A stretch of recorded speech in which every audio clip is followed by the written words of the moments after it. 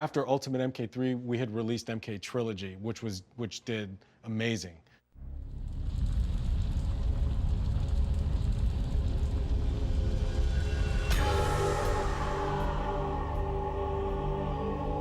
I think caught me by surprise. Like I thought that this was just a retread more than anything, but I think it sold fantastic, and I knew that we, just as a publisher, understood that there's value in home product.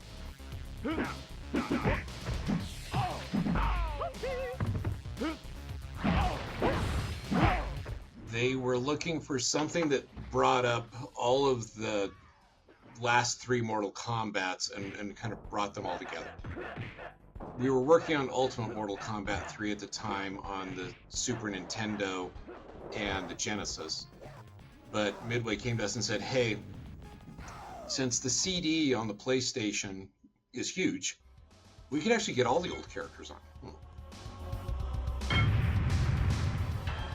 God, this is genius. Yeah, it would be awesome to be able to play, you know, old Kano versus new Kano. So since I had worked on Mortal Kombat 1, some of the guys who worked on Mortal Kombat 2 with Adam, Jim was directly like the Genesis programmer on Mortal Kombat 3. We had worked on all of these things even as we're doing the ports of Ultimate Mortal Kombat 3.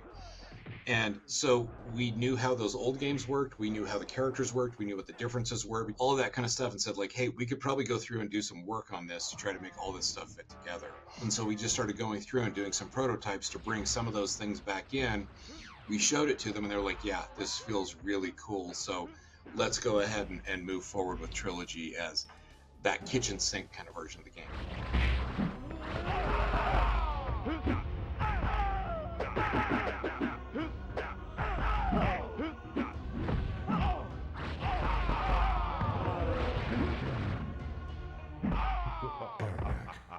Wins.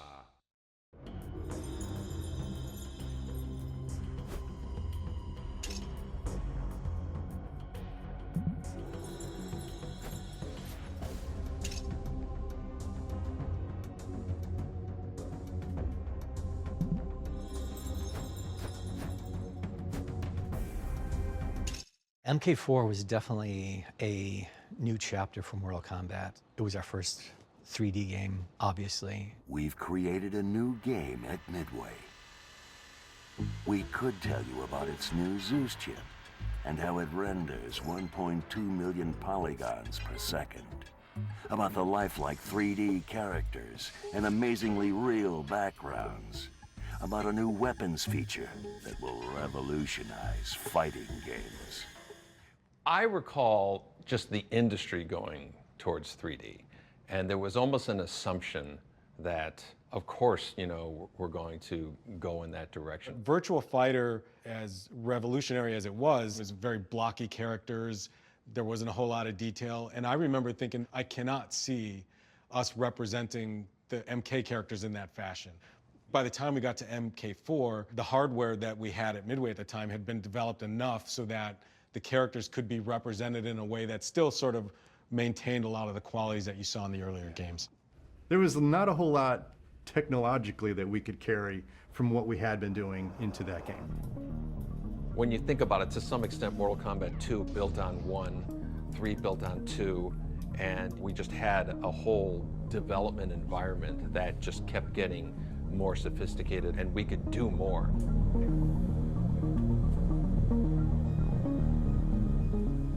Mortal Kombat 4 was like reset again.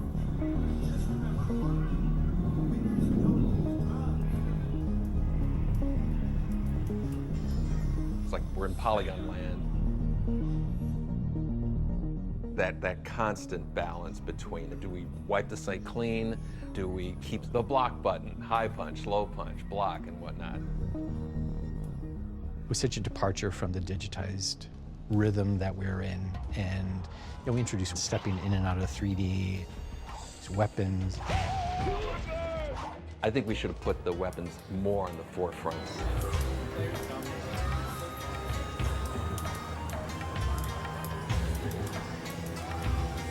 I think between Mortal Kombat 3 and Mortal Kombat 4, the novelty of hiding moves in the game was starting to to wane a bit. I don't think we quite identified it. So we put down away high punch is pull out your weapon. In retrospect, we should have just put a button on there and you pull out your weapon.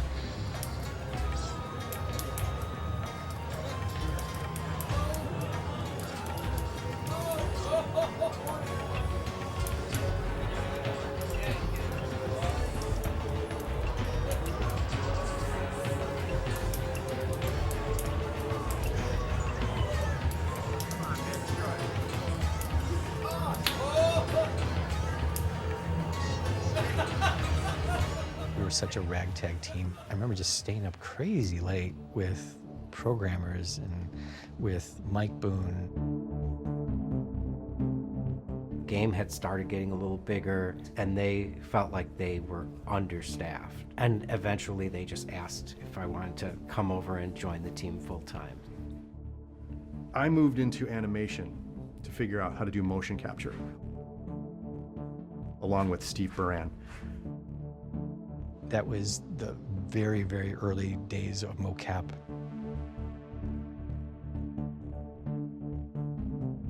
It's hard to work with, and cleaning up the data was really rough. It was literally 6 mocap cameras, where now we have 50 plus. The animations for MK4 are, they're pretty raw.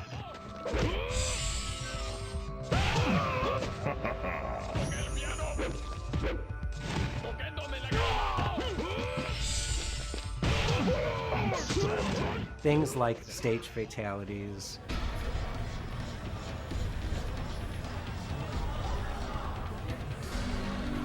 the endings, all of those things were done in such a hurry. I forgot about all the silly endings that we did. It's over, Jarek. Shinnok is dead. The good guys won. You're coming back with me. Never, Sonya. I agreed to help defeat Shinnok, not turn myself into the Special Forces. The Black Dragon, live on! The Black Dragon died with Kano. You're the last one, Jarek. Never! We were doing an ending every day. Just go through all the animations in the game and find ones that that might apply to these particular situations. That's why the game has a lot of sections in it where it looks like the animations are really not made for what they're being used for. Scorpion!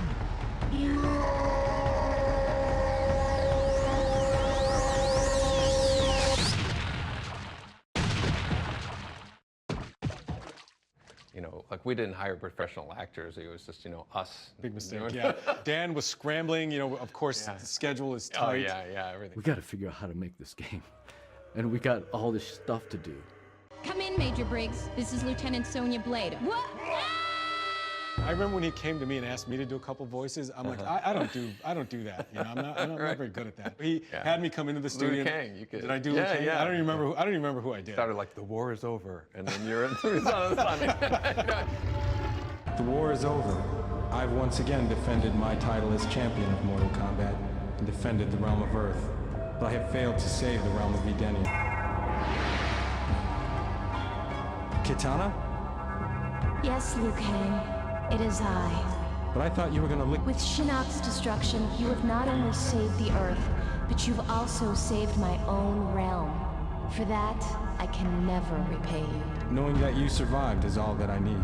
I don't remember what I did, but I should not have been doing it. That's all I know.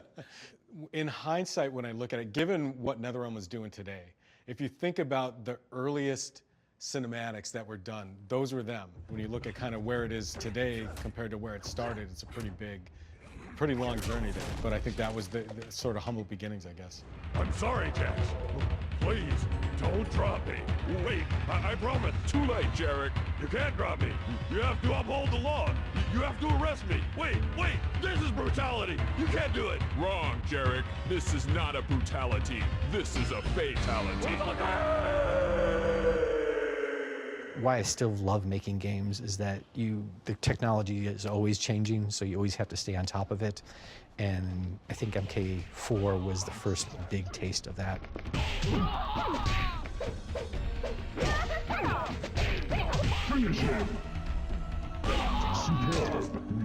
You can't make a bigger jump pretty much than from 2D to 3D.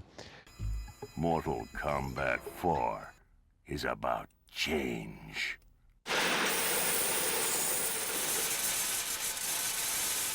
That was one of the most fun projects.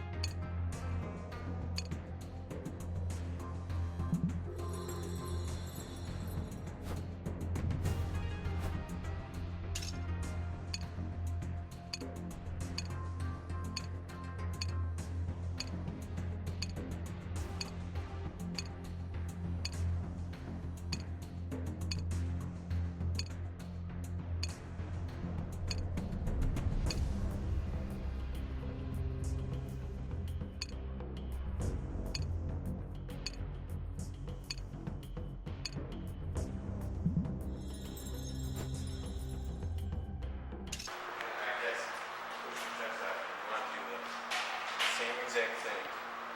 Where you go back.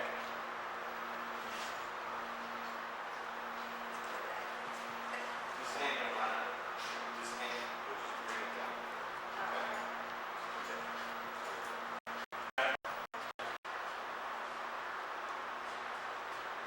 One more time. Go.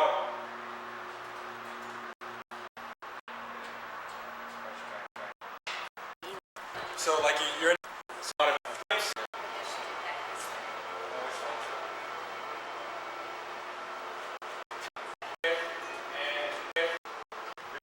Am I all right here? Yeah.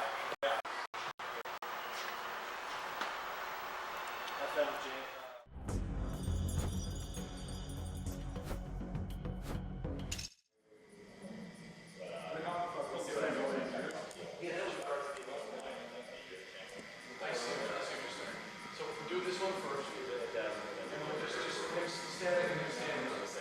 Okay.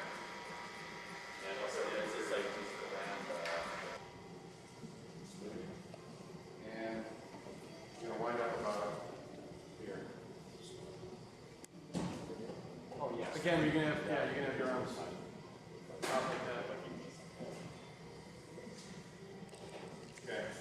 I'll go back to about here. So this is the shot here. This is actually probably better. There we get more of the costing.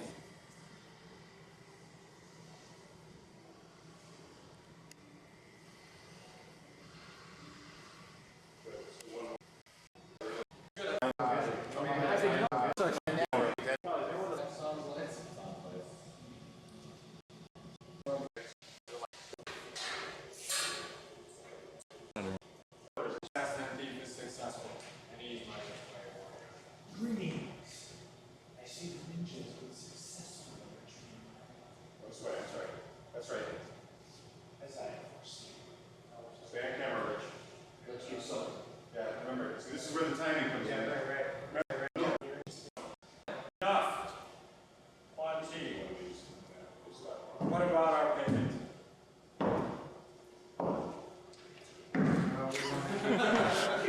Okay, now we need to work this out.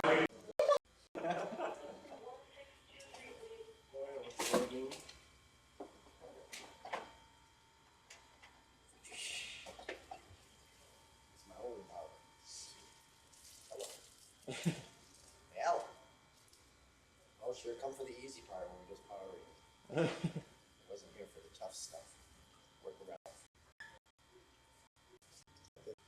It's a Wasco, isn't he a Wasco? Peace. Peace, bro. John, make a scary face. Make a scary face? Yeah. Quan Chi. Like this. Greetings. I see the ninja has been successful in retrieving my map, as I have foreseen.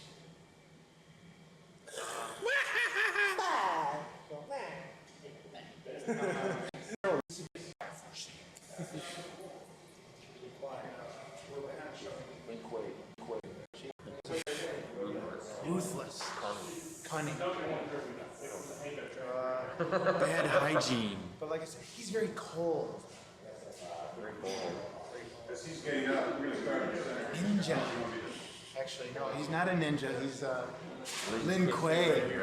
That's right. Lin Q. Lin Kuei. Cooey. Oh, jeez. Okay, let's just take it from there. And action. At ease, my Lin Kuei warrior. Greetings.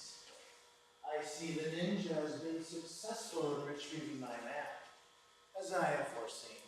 Let's get something straight. Not a ninja. I'm Lin Kuei. Scorpion was a ninja. Ah, yes. Your Japanese counter.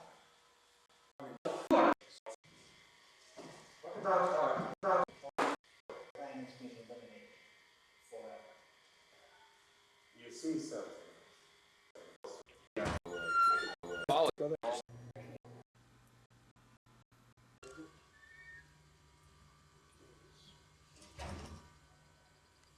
this does take off.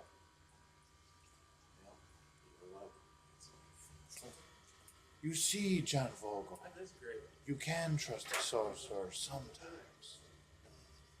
That's not your line. I know. It's the only line I remember, though. It's the only line.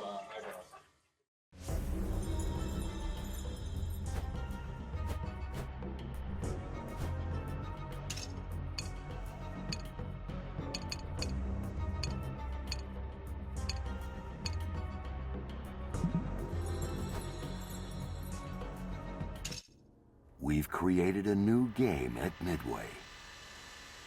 We could tell you about its new Zeus chip. New products. Definitely, but the product more operative time.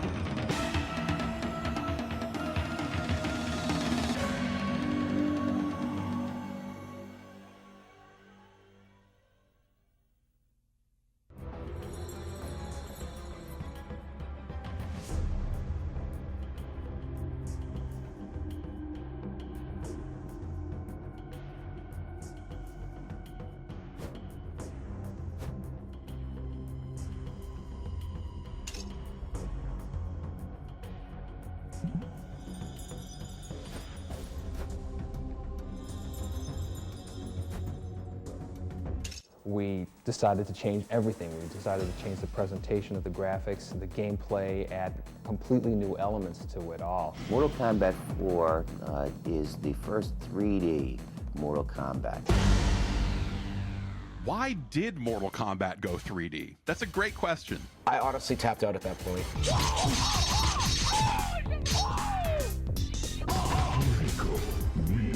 I was not a fan of 3D fighters. I looked at 4 and I wasn't really vibing with it.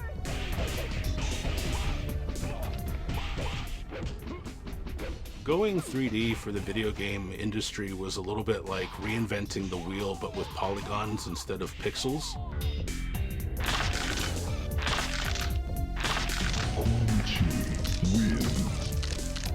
When Mortal Kombat 4 came out, I was absolutely taken aback that it was 3D. You know, the transition to go from 2D to 3D is always tricky. When it came out, I was insulted that there were no longer the photographed actors. Like, this isn't Mortal Kombat anymore. My biggest problem is whenever Mortal Kombat changed, I made the decision as the arbiter of Mortal Kombat that it was no longer Mortal Kombat. Midway put out War Gods, which was kind of their first attempt at making a 3D fighting game.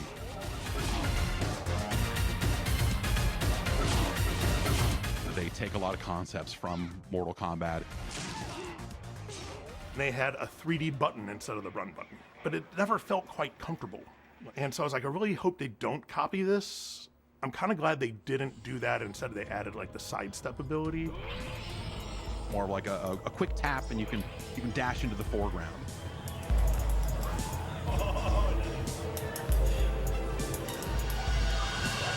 In Ultimate Mortal Kombat 3, you had the dial a combo system, which was kind of like punching in a phone number. You have to know the phone number to do the combo. But fans were so creative with launchers that popped characters into the air and then comboing them on the way down with juggles that even those static combos became something that you could use to express yourself as a player. Mortal Kombat 4's combo system was called Universal, where everyone had the same combos, and not everyone had the same special moves. So you could still, you know, weave in special moves into the Universal combos to put your own little spin on them, but it wasn't the same as what you could do in Mortal Kombat 3. Mortal Kombat 4, I think, was one of the games that made the jump to 3D rather easily compared to a lot of other franchises. It felt like it was not doing things as well as other 3D fighters in that space. It was just so different. I couldn't get into it the same way.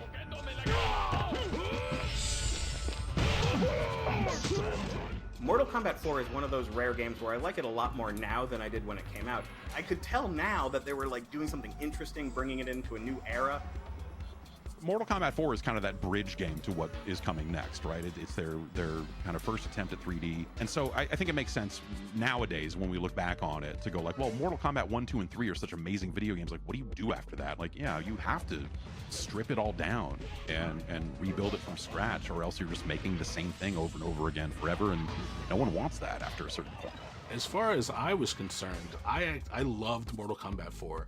Between the universal combo systems,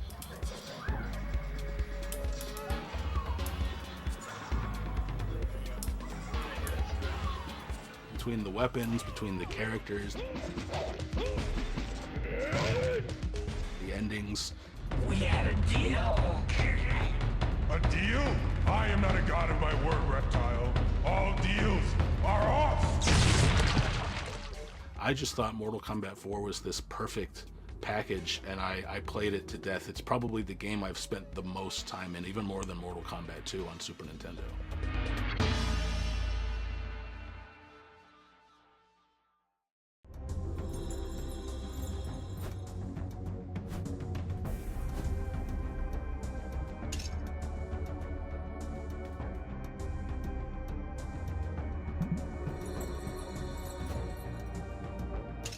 I sit before you as the lone person, the last one left, maybe the only one that ever was, the only person that will sit here and tell you and look you dead in the eyes and say, Mortal Kombat Mythologies Sub-Zero is a cool game.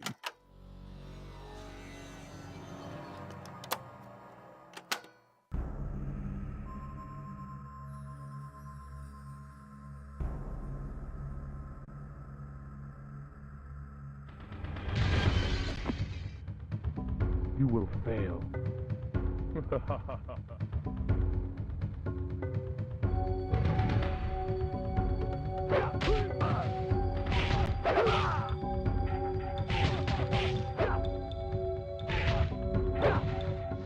were starting to dip into Mortal Kombat products that went directly to the home. Mortal Kombat Trilogy, that was huge.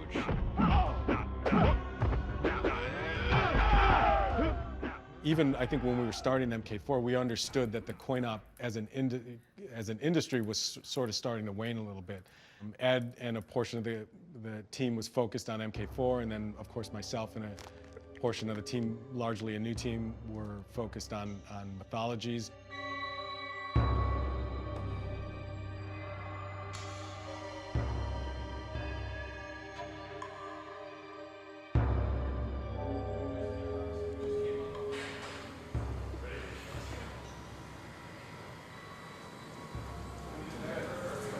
Hey, let's do it one more time. And John, don't hug the ladder so close. Let yourself out a little bit.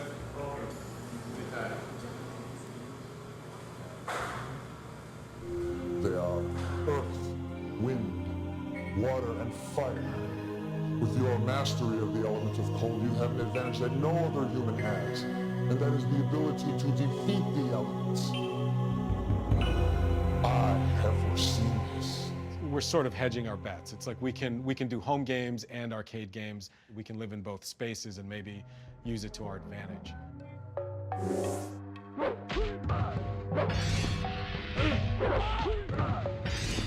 The concept of adapting a character from a fighting game into a full-on game. It's a good idea.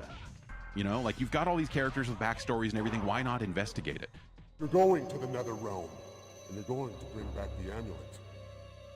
We must act quickly. I have no dominion in the Nether Realm. You are reality's only hope. I'll do it, Thunder God. It was fun mixing 2D and 3D more than other MKs did.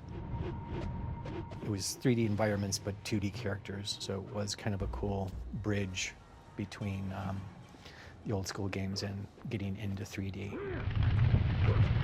The thing that Mortal Kombat Mythologies Sub-Zero does is that it doesn't sacrifice being a Mortal Kombat game. Now, that's either a good thing or a bad thing from depending on where you're sitting, but MK Mythologies, you use the same button layout that you use in the fighting games. It means that a lot of the combos and concepts that you know from Mortal Kombat still work in this game.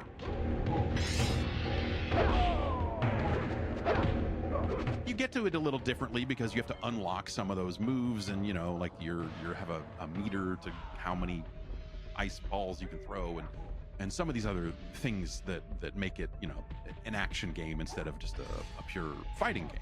But they added a button that just makes it so you can turn around. And that simple thing is what lets them take everything that worked in Mortal Kombat and apply it to a game where enemies might be attacking you from both sides. It's a simple but very effective concept that I think makes that whole game work. They stayed true to Mortal Kombat for better or worse. The arcades were, at the time, were still, for our games, were still EPROMs, which was a dramatically smaller footprint of memory. The home games, obviously with you know, the data being on a disc, opened up a lot of doors. So suddenly you could do full motion video in Mythologies. Grandmaster, in honor of the Lin Kuei, I bring you this sacred map of elements. Once again, our most cunning assassin and thief is successful. The amazing FMV cutscenes, Rich DeVizio's Quan Chi is incredible. I see the ninja has been successful in retrieving my map, as I have foreseen. Let's get something straight. I am not a ninja. I am Lin Kuei. Scorpion was a ninja. Ah, yes, your Japanese counterpart. How unfortunate that you happened upon him in your battle with those pesky Shaolin monks. Scorpion was tipped off. He knew I was breaking into that temple, and if he wasn't there, there wouldn't have been a battle. We shot the whole thing on a green screen, and that's normal now, but it wasn't back then. And you can tell, of course, looking at the stuff now, it's like, whoa. But at the time, it was like groundbreaking. Don't bother worrying about escape. Who are you? I am a dead man. I was Scorpion for MK Mythologies. The way John wrote the sequences, I kind of made Scorpion a little bit more unhinged. He was like, and I had the whited out eyes too, and so I could just act all crazy and be just look a little bit tweaked out. More like you? I am. I did get some compliments for that, Carrie, just so you know. From who? Somebody I know that you don't know. Your mom? Shut up. Words will not save you. Lin Kuei, a warrior.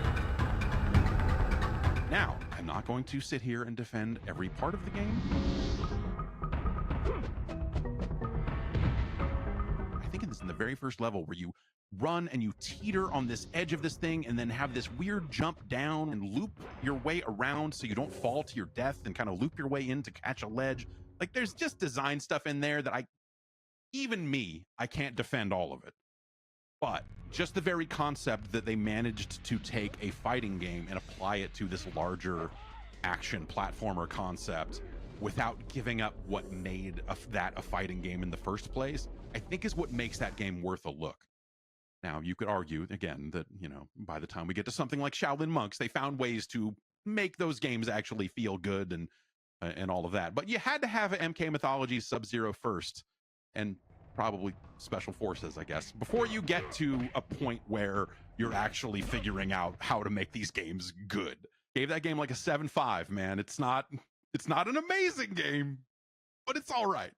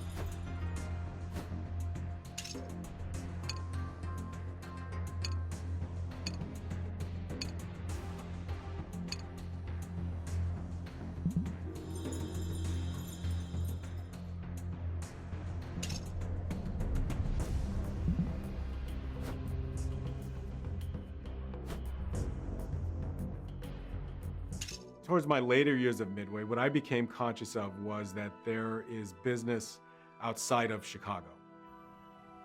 I thought of what other opportunities are there beyond my immediate work at Midway. Mortal Kombat, it got really big. We created it, but we didn't own it. He wanted to do something that he owned, I think. We had been approached a handful of times by other folks with offers to move on. Of course, I loved working at Midway. I had friends at Midway. The work I did, I was very proud of. We all look at each other as family, and I had been there for over 10 years. So he and a group of guys left, and then they formed another studio. Leaving at the time that I did, I was aware of these new platforms that were, coming out. I knew Microsoft was working on something. I think the PlayStation 2 was, the early phases of that. We thought that if we're going to leave and start something new, this is the time to do it. I think I understood it, but I still missed working with him. It was not an easy choice. I certainly didn't feel good about leaving. I felt like, okay, this is something I have to do. We never had a problem. I mean, to this day, we're still on the same text chain, and we talk all the time and whatnot. I don't know that there were hurt feelings. I think we didn't talk for a period of time, but as the years passed, we all realized that we had become such great friends just in working with each other that we weren't going to let the idea that I wasn't working there wasn't going to come between our friendship. So we're still, I'm still friends with everybody I worked with back then.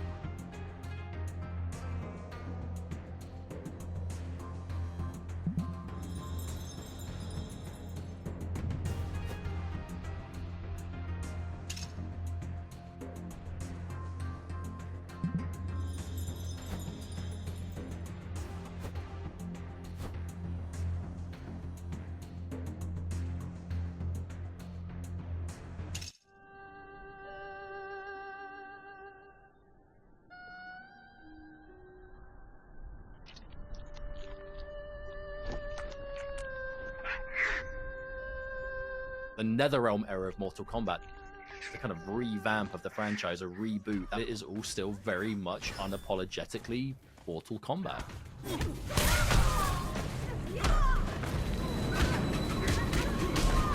We wanted to play it against each other. We wanted to see all the cool finishing moves and how all the old moves have been brought back because it was back to 2D. Finish her!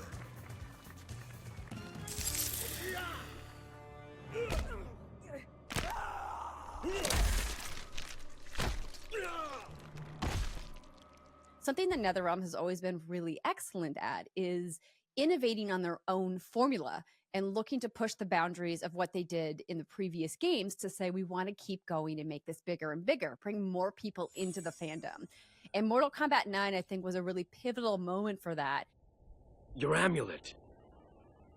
It is nothing, Liu Kang. The tournament begins.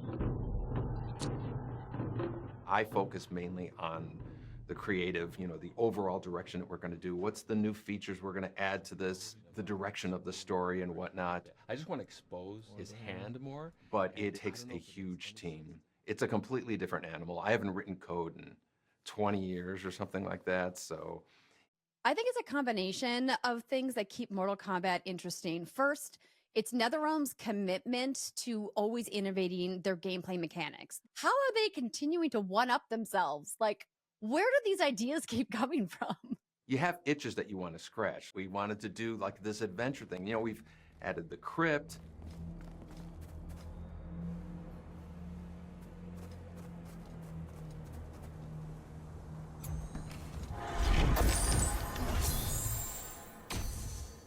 And we've added, conquest mode.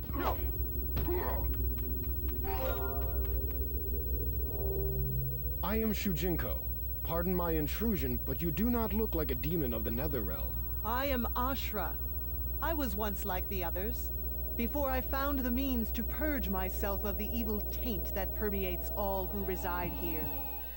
I believe that's played a huge role as far as the longevity of Mortal Kombat. Players not knowing, well, what's the next game going to happen? What do you say we settle this man to man? Best 2 out of 3? Fair enough. We must be careful. Madame Bo will kick us out if we break something.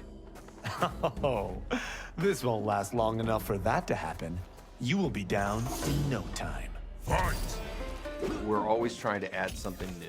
I think it's evolved dramatically over the years, and players are sticking with us.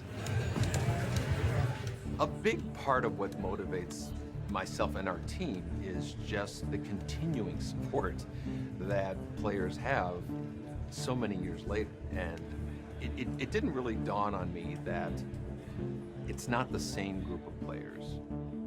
Some people joined in around Deadly Alliance, some people joined during MK9 or something. So there's a novelty to a number of people who've only seen 3 Mortal Kombats as opposed to the 12 that we've done.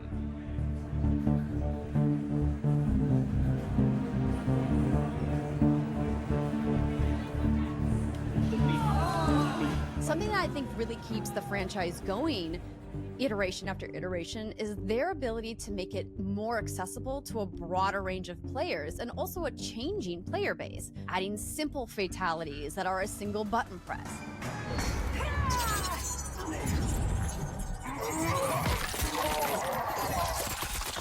Adding combos that are easy to fire off.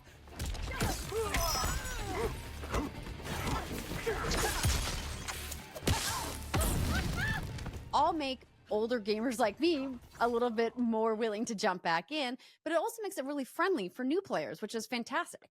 But on the other side, if you want to punish yourself, there are all the tools in there that you can make it as hard for yourself as you want. And I think that's what gaming in a modern era is all about, is giving gamers tools to play the games that they want. And NetherRealm has always been so excellent at that. And the production of the games is huge now. The team was 4, and then it was 5 for MK2. I think it was like 7 for MK3. And once we got into doing directly to the home, where it was writing to a DVD or CD, there was a lot more memory to fill. We started getting into doing video to tell the story and whatnot. So all of a sudden, all these new disciplines are needed. You know, we have a number of producers on our team right now, and the directors, basically, you know, camera directors and whatnot, story writers, dialogue writers. The Mortal Kombat franchise does story so well. It's so wild if you try to summarize what the lore of Mortal Kombat is to somebody. You're like, okay, how much time do you have? Surrender Kronika's crown and the Elder Jackson Briggs. No harm will come to you. Can we take an Elder God? Cassie beat Shinnok. Only because the cages are born with crazy magic powers. Maybe we have our own magic. These really wild, fantastical characters. You have gods, and you have robots, and you have animal humans and wizards and all kinds of stuff that makes it so fantastical and so fun. And the way that they've incorporated the lore and narrative into their story modes and campaigns in the games has been just phenomenal. They've made the campaign, for me, a go-to playable moment in every Mortal Kombat that comes out, and most fighting games can't say that.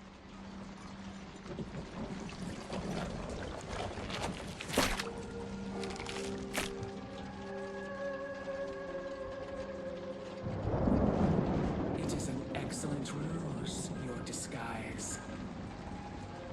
If it's revenge you want, have at it. If it's restitution, there's nothing left. What I want, Shang Tsung, is to elevate you, to make you the great sorcerer that now you can only pretend to be. Over the years, at some point, we started just making movies, basically. When we did that with Mortal Kombat 9, it became our biggest Mortal Kombat selling game at the time, and I believe that was a big part of it. They are absolutely paying attention to every facet of the space. I hope you know our fight wasn't personal. Please, do you realize how many tournaments I've fought in?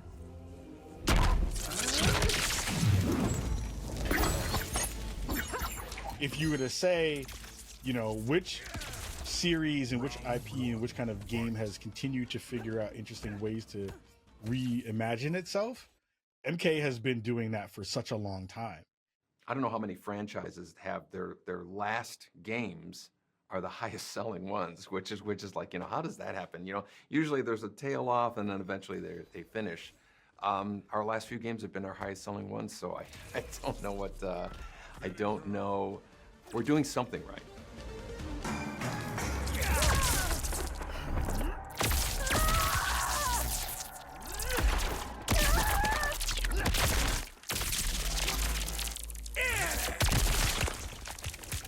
Fatality. Raiden wins.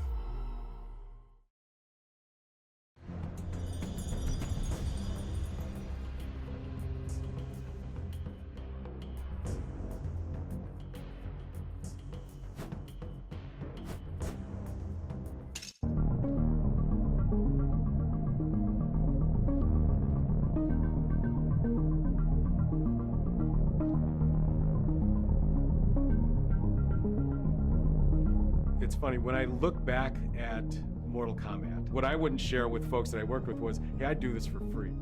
4 people can make an entire game. Ed Boon and John Tobias were young, they were hungry. It's a bit of the Wild West. There wasn't rules. They were working on projects at Midway that they found exciting, but when you're a creative person, eventually you're going to want to branch out and do your own thing. John and I were talking about a game called Street Fighter. We were really kind of fixated on the idea of doing a photorealistic Van Damme fighting game. Well, the visuals were incredible.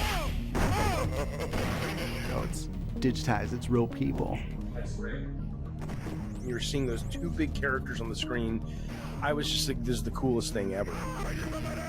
After that game came out, graphics just kept taking leaps and leaps on top of each other. There was so much to explore, and you had no idea of what you were still missing.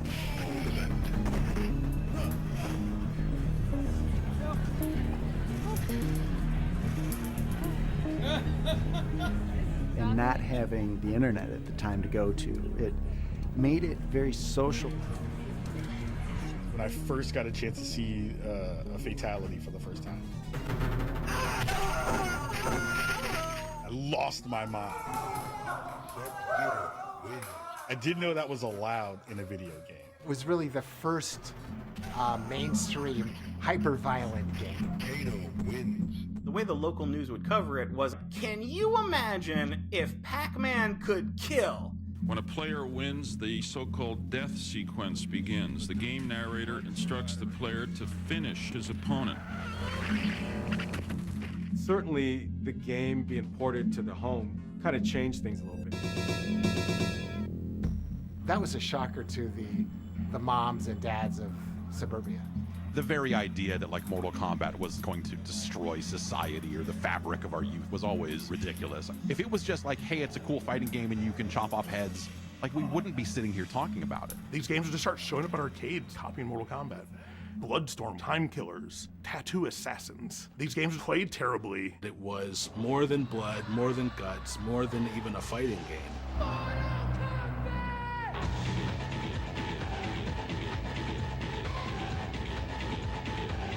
They really hit just like a gold mine. Back then, it was kind of like you make a game, you hope it's a success, and you move on to the next game. And if it is a success, cool. You move on to the next game and you do something else, right? When the game was done, certainly in my head, there was 10 things that I would have done differently. And so that was the first time that I thought, oh, okay, I guess we're signed up for a sequel. The hardware that we were working on was improving. I think if you look at MK2 next to MK1, you notice the difference in terms of the aesthetics.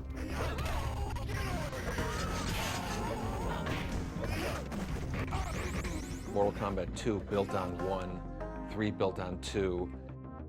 The run button, oh my God. Oh my God. Mortal Kombat 1 and 2 were still great games, but they felt so much slower that it was hard to go back.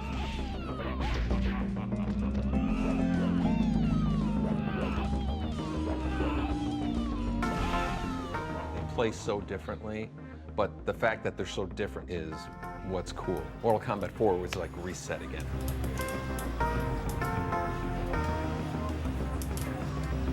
The game had started getting a little bigger, going into 3D for the first time. I was super excited about it.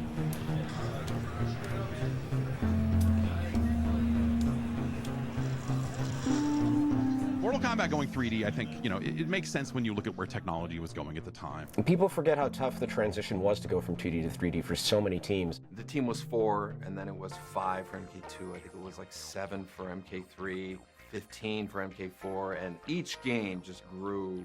And once we got into doing directly to the home, or it was writing to a DVD or CD, it takes a huge team. Like they experimented and did all this different stuff with Mortal Kombat. We're trying to up the game, like we're trying to come up with something that, progresses the game. This was over the course of, 20, 25 years. I think back to a conversation I had with an uncle of mine. He asked me, what do you want to do when you grow up? And I said, hey, I want to draw Spider-Man. And he said, well, somebody's already drawn Spider-Man. You got to make up your own thing. And I remember thinking to myself, yeah, I guess I got to make up my own thing. And Mortal Kombat was that thing. I mean, I think that it's, I don't know that I'll ever create something that resonates the way that Mortal Kombat did. That's kind of a once-in-a-lifetime thing. Ed, John Tobias, and, a handful of other guys just did a great job. That's it. Mortal Kombat is actually the best-selling fighting game franchise in the world. It's always been my favorite fighting game. When Mortal Kombat came out, it was like, oh, this is the pinnacle of gaming. It changed the way the marketing happened. It changed the ways that people thought about violence. It caused the industry to grow on so many levels. It brought in the shock, awe, and humor that I think has represented the pure definition of video game entertainment.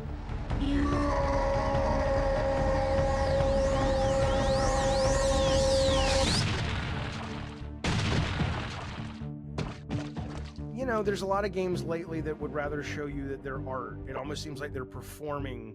It's like me, please, tell me I'm acceptable, tell me I'm good enough. And Mortal Kombat is just like garage band and sort of American. It's like, go fuck yourself, you know? That's what I love about it. And I have to assume there's lots of us that love that. You have players who are really wrapped up in the lore and the story and all of that in a way that like most other fighting games never really delved into. Are you sure you're a grandmaster?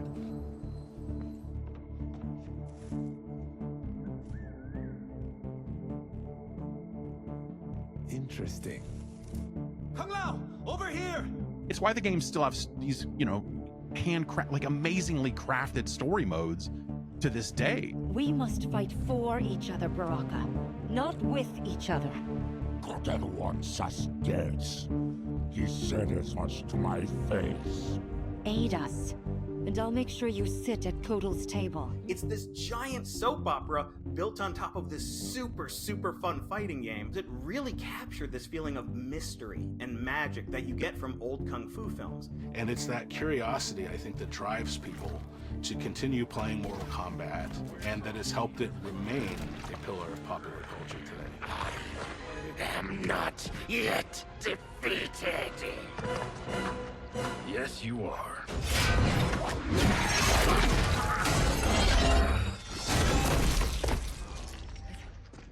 Temple of Kataravala, take 39, tail slate.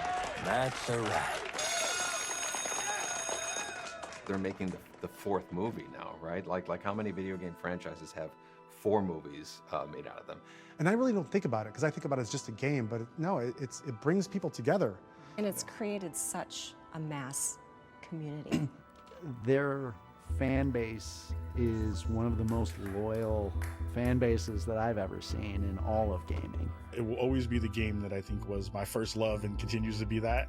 I'm an MK fan for life. I would hope that, 100 years from now, people are still talking about Mortal Kombat and, Finish Him is still a thing. There's such a fervent base of fans for it. So if they don't get sick of it, we're gonna still make it. I think if that could be the legacy of Mortal Kombat, that it's just this evergreen thing that will always be with us, I think I'd be very happy. And whether it's spin-offs or reboots or, continuing the story, I'd love it if Mortal Kombat became a forever franchise like DC or Marvel or Star Wars, long after we're done working on our games, if it was something that everybody, still wanted.